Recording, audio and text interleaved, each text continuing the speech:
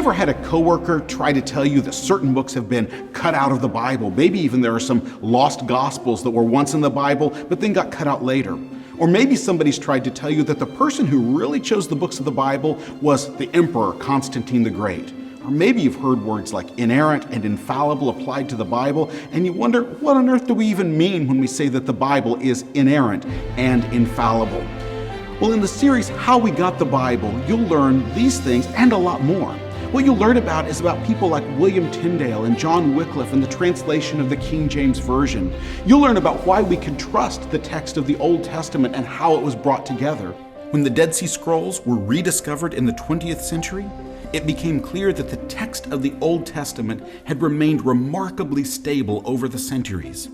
In fact, a scroll of Isaiah found among the Dead Sea Scrolls was copied more than 100 years before Jesus was even born.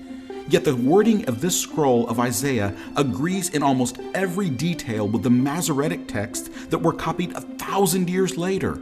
We'll learn about how the New Testament texts, the books in the New Testament, can be trusted and that they're reliable in the copies that have been made. So how did we get the New Testament? Well, it's true that stories began to circulate about Jesus soon after his death and resurrection, and it was many decades before some of these stories ended up being written down. But this was no telephone game where they were embellishing and fabricating these stories.